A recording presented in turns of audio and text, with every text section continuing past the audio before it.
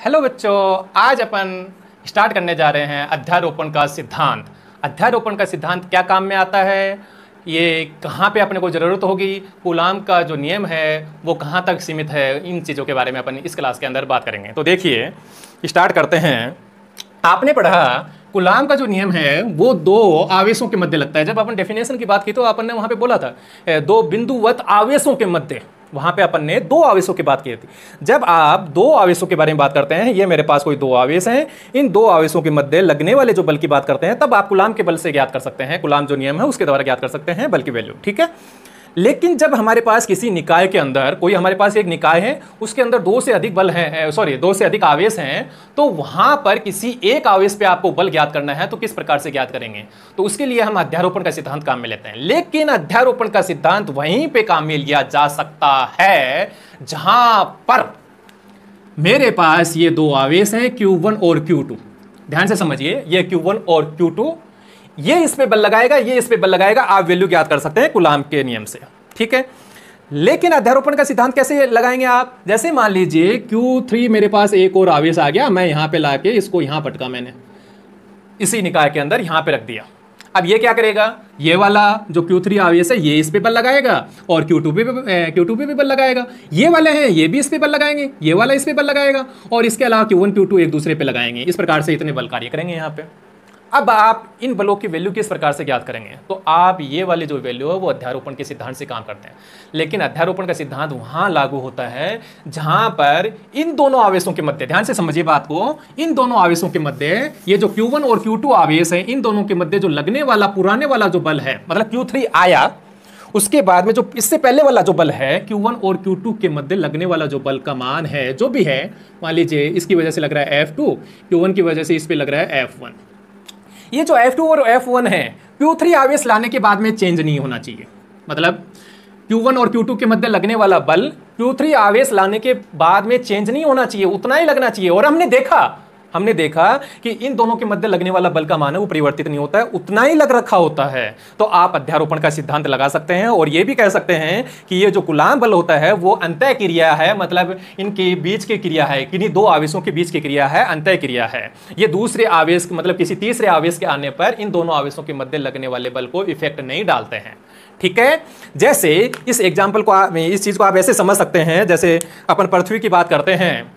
पृथ्वी पे मैं हूं, यहां पे मैं हूं, पृथ्वी मेरे पे एक गुरुत्वाकर्षण बल लगा रही है। किसी दूसरी वस्तु को मैं मेरे पास ले आता हूं तो वो वस्तु भी तो मेरे पे बल लगा रही है, गुरुत्वाकर्षण बल, मैं उस पे लगा रहा हूं। लेकिन जो पृथ्वी के द्वारा पहले लगने वाला बल था इस पिंड को लाने पर वो उतना ही लग रहा है। तो आप वहां पे गुरुत्वाकर्षण बल के अंदर भी अध्यारोपण का सिद्धांत लगा सकते हैं। अब ये अध्यारोपण का सिद्धांत है क्या, इसके बारे में बात करते हैं। तो देखिए, जब भी हमारे पास दो से अधिक आवेश हो जाते हैं तब अपन अध्यारोपण का सिद्धांत काम में लेते हैं। दो आवेश होते हैं तब तक अपन कूलाम के नियम से ज्ञात कर लेते हैं। दो से अधिक आवेश हो जाते हैं तब अपन अध्यारोपण का सिद्धांत काम में लेते हैं। देखिए अध्यारोपण का सिद्धांत क्या कहता है।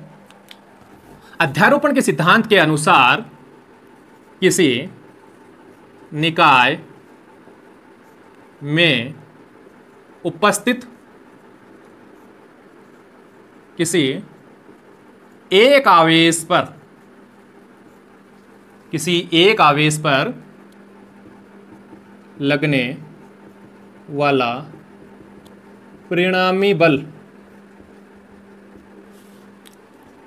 अन्य सभी आवेशों के कारण स्वतंत्र रूप से कूलाम बलों के सदिश योगफल के बराबर होता है। तो देखिए, जब किसी निकाय में हमारे पास मान लीजिए दो से अधिक आवेश उपस्थित हैं, इसमें ऐसा लिख दीजिए, अध्यारोपण के सिद्धांत के अनुसार किसी निकाय में दो से अधिक, ऐसा लिख लीजिए, दो से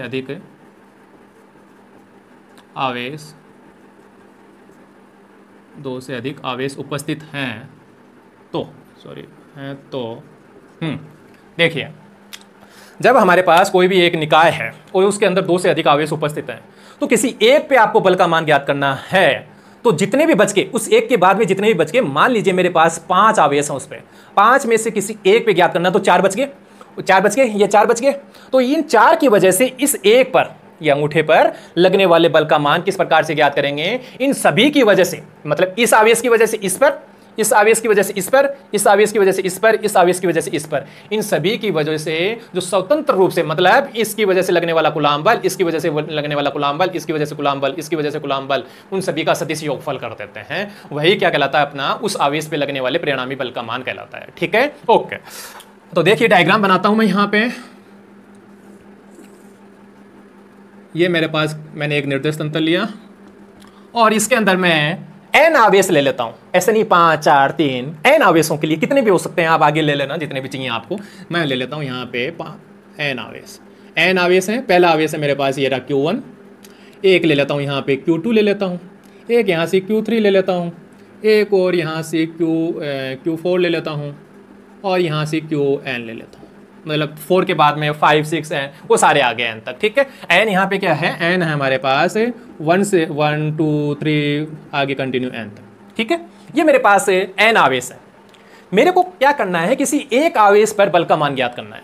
किस पे ज्ञात करना है? किसी भी ज्ञात कर सकते हैं, कोई दिक्कत नहीं है। मैं मान लेता हूँ इस Q1 आवेश है ना, ये Q1 आवेश, इस पे बल का मान ज्ञात करना चाहता हूँ। इन सभी की वजह से जितने बच गए n आवेश हैं, तो इस आवेश Q1 पे बल लगने वाला बल का मान कितने आवेशों की वजह से होगा? n-1। एक कम हो गया, इस पे तो ज्ञात कर ही रहे हैं, तो n-1 आवेशों की वजह से हम यहां पे इस पे बल का मान ज्ञात करेंगे। कोई दिक्कत? ओके। अब देखिए इन सभी आवेशों की मैं लोकेशन डिफाइन करता हूं, इनकी स्थिति डिफाइन करता हूं। स्थिति डिफाइन करने के लिए मैं क्या काम में लेता हूं? एक स्थिति सदिश काम में लेता हूं। स्थिति सदिश क्या होता है?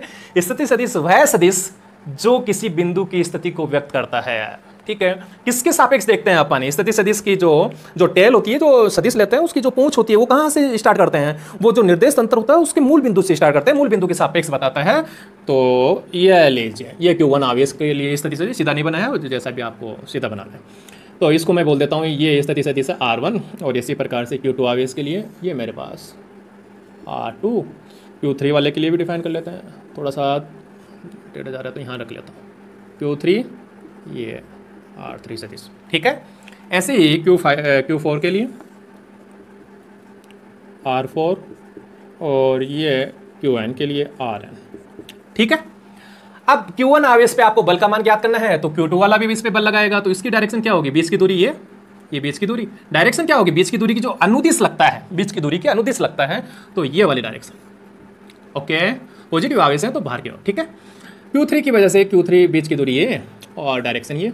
मैं इनके नाम भी डिफाइन कर देता हूं। किस पे लग रहा है? 1 पे। किसकी वजह से? 2 की वजह से। तो नाम क्या लिखते हैं? F12। किसकी वजह से? Q3 की वजह से। किस पे? Q1 पे F13। किसकी वजह से? Q4 की वजह। किस पे? Q1 पे F14। Q1 किस पे लगाएगा? Q1 पे। तो ये बीच की दूरी है और ये लीजिए F1n, और बीच की दूरी को डिफाइन कर देता है। अब इनकी बीच की जो दूरियां हैं उनको भी लिख देता हूं। तो ये कितना हो जाएगा? Q2 से Q1। तो डायरेक्शन क्या हो जाएगी हमारे पास? क्या लिखते हैं अपन? R12 सदिश। इसका फिर एकांक सदिश ले लेंगे जो अपन परिमाण के अंदर रखेंगे। ठीक है, ऐसे ही यहाँ पे कितना हो जाएगा? R13 सदिश, और इसके लिए R14 सदिश, और इसके लिए R1n सदिश। ठीक है, ओके। तो परिणामी मान का वैल्यू ज्ञात करते हैं। Q1 आवेश पे लगने वाले बल का मान कितना है? मान लेता हूँ Q1 आवेश पे लगने वाला, इन सभी आवेशों की वजह से लगने वाला जो बल का मान है वो F है। कुछ भी मान लीजिए, F1 मान लो, Q1 पे लग रहा है तो F मान लो, ये लो F। क्या कहा हमने? सदिश योगफल के बराबर। मतलब ये जितने भी बल लग रहे हैं उन सभी का आप सदिश योगफल कर दो। तो सभी का सदिश योगफल कैसे कर देता हूँ? ये लो F12 सदिश लग रहा है एक, तो एक F13 लग रहा है, इन सभी का आप सदिश योगफल कर दो भैया। लास्ट फाइनल है F1n। ये लीजिए, F12 कौन सा है? F12 है Q2 और Q1 के मध्य लगने वाला बल। दो आवेशों के मध्य लगने वाले बल का मान कैसे ज्ञात करते हैं? कूलाम के नियम से ज्ञात करते हैं। तो ज्ञात कर लेंगे F सदिश is equal to KQ1 Q2 upon R12। देखो यहाँ पे 1 2 की बात हो रही है, तो 1 2 का स्क्वायर, और साथ में क्या लिखेंगे? देखिए अपन सदिश रूप में लिख रहे हैं, सदिश का साइन है, तो यहाँ पे अपन क्या लिखेंगे? R12 cap. ऐसे ही F13 के लिए KQ1 Q3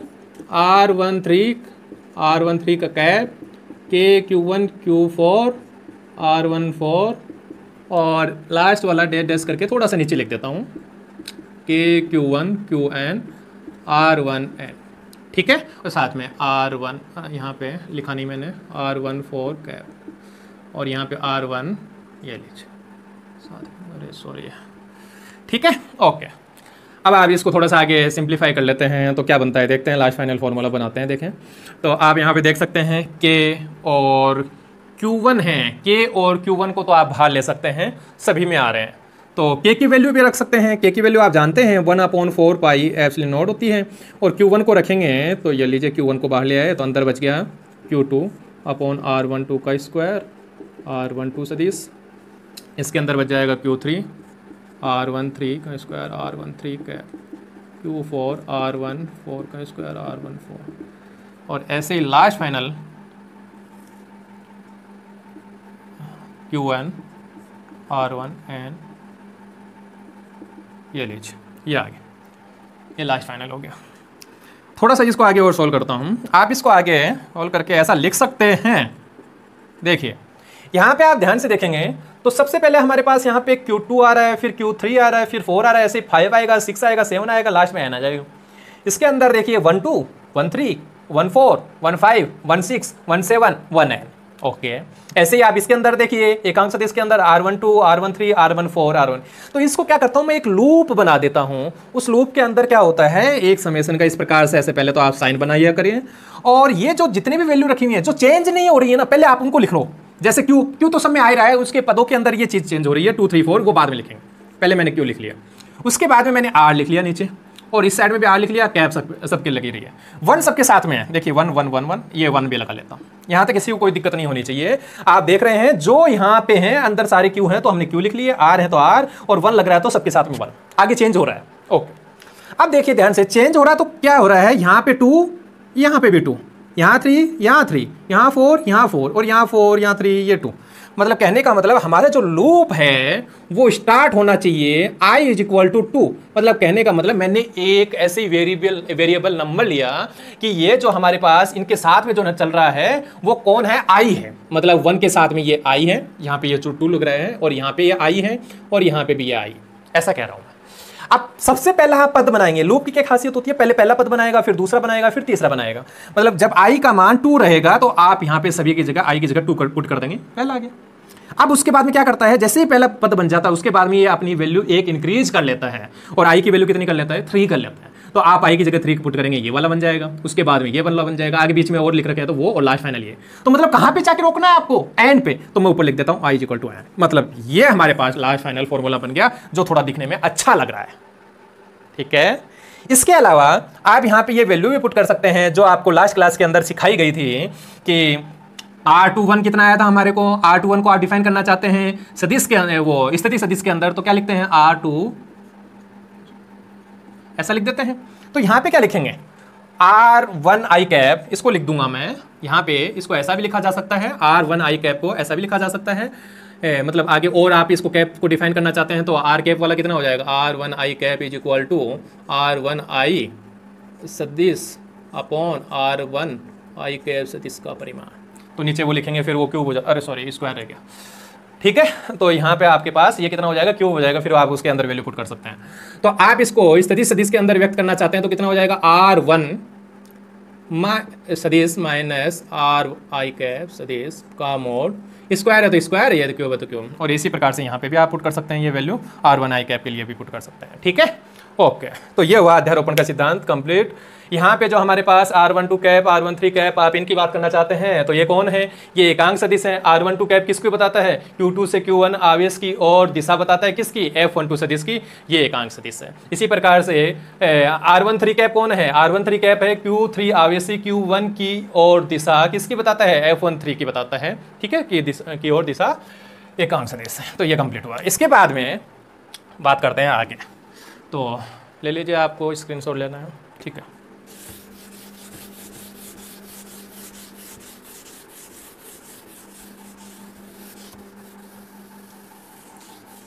आगे देखिए,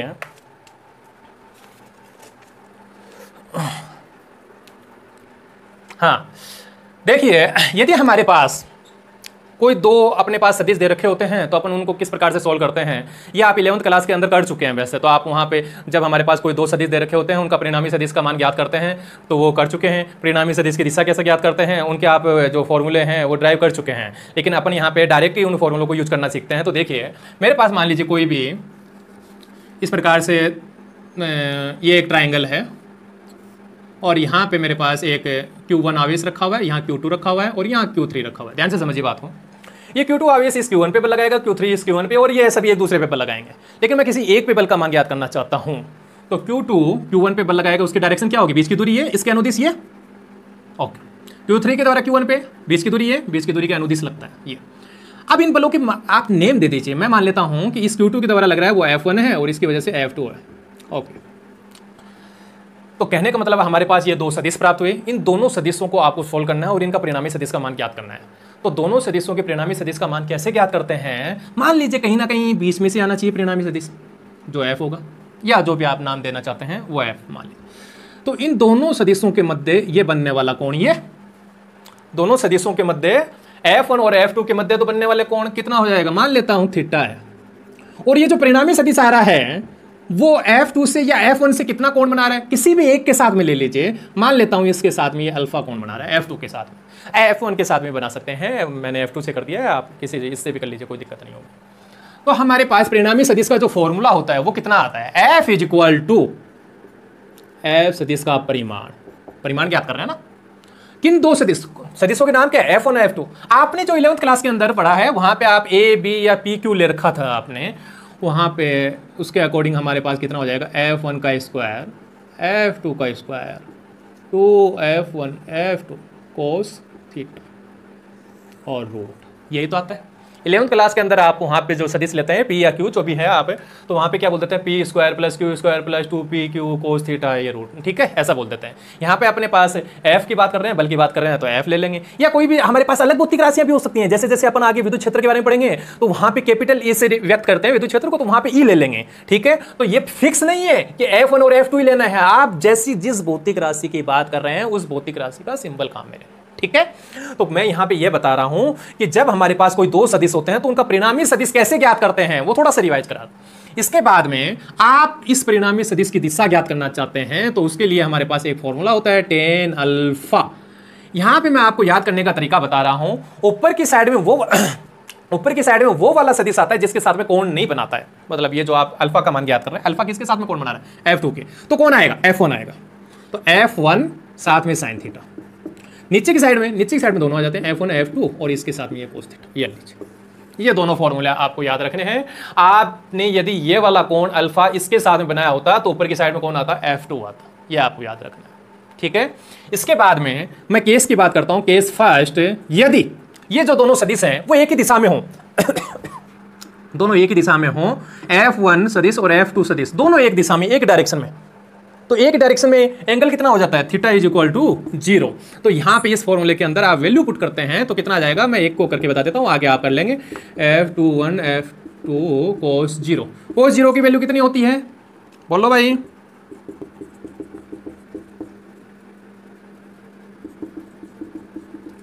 cos 0 इज इक्वल टू 1। तो ये आ गया, ये रो। यहाँ पे ध्यान से देखिए, ये वाला फॉर्मूला कौन सा बन गया, बचपन वाला, A प्लस बी का whole square equal to a plus b plus 2ab, ठीक है, ये वाला फॉर्मूला। तो आप यहाँ पे क्या लिखेंगे, ये लिखेंगे A1 F2 का होल स्क्वायर, इससे ये कट गया तो F इज इक्वल टू आ गया F1 प्लस F2। कहने का मतलब ये हुआ कि जब दो सदिश एक ही दिशा में होते हैं तो उन सदिशों के परिमाणों का सीधा सीधा योग कर दीजिए, ठीक है। के सेकंड जब हमारे पास थीटा इज इक्वल टू, ये थीटा इज इक्वल टू 0 वाला था पहले वाला, अब मैं थीटा इज इक्वल टू 180 कर रहा हूँ, तो 180 कर देता हूँ, तो यहाँ पे ये 180 पे वैल्यू कितनी हो जाती है भाई, -1 हो जाती है। तो -1 हो जाती है तो यहाँ माइनस आ जाएगा, यहाँ माइनस, मतलब कहने का मतलब जब हमारे पास दो एक विपरीत दिशाओं के अंदर हैं तो एक में से दूसरा घट जाता है और परिणामी किस ओर आता है, जिस ओर अधिक परिमाण वाला सदिश होता है उस ओर उसका परिणामी आ जाता है, ठीक है, okay. Theta is equal to 90, theta is equal to 90 वाला केस, 90 वाले के अंदर यहाँ पे 90 कर दो, 90 की वैल्यू आप जानते हैं अच्छी तरह से, कुछ ना हो 0 ये लीजिए, यही बच जाएगा, ठीक है। तो ये कंप्लीट हुआ। इसके बाद में आप थोड़ा सा और शॉर्ट ट्रिक याद रख सकते हैं। यदि हमारे पास आपके पास जिसको उतारना वो उतार लें, यदि आपके पास F1 और F2 दोनों जो सदिश हैं उनके परिमाण यदि इक्वल हैं, दोनों सदिशों के जो परिमाण हैं वो यदि इक्वल हैं, तब हम डायरेक्ट फॉर्मूला लगा सकते हैं। किस प्रकार से, देखिए इधर देखो, अगला केस है फोर्थ है, case fourth. If F1 is equal to F2, मतलब दोनों जो सदिश हैं उनके परिमाण इक्वल है, इक्वल हैं। मतलब आपको ये बोला जाए कि भैया राम की जो हाइट है ना 5 फुट है, श्याम की भी 5 फुट है, तो Ram is equal to Shyam is equal to 5, ऐसे लिख सकते हैं ना, ऐसे लिख सकते हैं। तो F1 is equal to F2 is equal to, मैं क्या करता हूं, इन दोनों को एक ही नंबर दे देता हूं, F ही दे देता हूं। तो परिणामी मान क्या होगा, तो परिणामी मान गुरुजी होगा F नेट थीटा। तो बताओ पहले, तो थीटा लो बता देता हूं, थीटा इज इक्वल टू 0 है पहले, तो 0 होता है। तो जब 0 होने पे क्या होता है, दोनों एक ही दिशा के अंदर और दोनों का योग कर देते हैं अपन सीधा सीधा। तो F1 प्लस F2 आया था ना, तो वहां पे दोनों में F पुट कर देंगे। तो F पुट करने पे कितना हो जाएगा, F net is equal to 2F। ऐसे थीटा इज इक्वल टू 180। 180 पे बोलो भाई, 180 पे कितना हो जाएगा, 180 पे हो जाएगा हमारे पास दोनों एक दूसरे के विपरीत, लो एक दूसरे के विपरीत, तो कितना हो जाएगा, F net is equal to 0। अब थीटा इज इक्वल टू 90। 90 पे क्या होगा, आप निकाल लेना है, इस फॉर्मूले के अंदर वैल्यू पुट करेंगे। F1 और F2 दोनों की जगह आपको क्या करना है, F पुट करना है, और cos थीटा की वैल्यू कितनी, थीटा की वैल्यू कितनी पुट करनी है, 90। तो ओके, तो मैं आंसर लिख रहा हूं, डायरेक्ट आप याद रख सकते हैं √2F आ जाएगा। F की जगह A B C D कुछ भी हो सकता है, वो पक्का याद रखना है, ऐसे रटन नहीं लेना है कि F ही रखना है। थीटा इज इक्वल टू 60 हो तो F net is equal to answer होता है √3F, और थीटा इज इक्वल टू 120 हो 120, F net is equal to हो जाता है F, मतलब उतना ही बना रहता है, किसी एक सदिश का परिमाण के इक्वल रहता है। तो ये कंप्लीट हुआ। आप इसी प्रकार से खूब सारे क्वेश्चन सॉल्व कर सकते हैं। जैसे मेरा मान लीजिए कोई एक ये इस प्रकार से स्क्वायर है, यहाँ पे क्यू आवेश रखा हुआ है, यहाँ क्यू रखा हुआ है, यहाँ क्यू रखा हुआ है, किसी एक पे बल ज्ञात करेंगे तो एक डायरेक्शन तो ये आ जाएगी, ये बेस वाली दूरी ये हो जाएगी, और इसकी वजह से ज्ञात करेंगे तो ये डायरेक्शन, ये वाली ये डायरेक्शन। तो आप इन 3 को सॉल्व कर सकते हैं, किन्हीं 2 को सॉल्व करेंगे, उसके बाद में एक बनेगा, उसके बाद में एक बनेगा। तो इस प्रकार से हमारा आज का लेक्चर यहीं समाप्त होता है। अगली क्लास के अंदर पढ़ेंगे अपन इलेक्ट्रिक फील्ड के बारे में। Okay, good bye.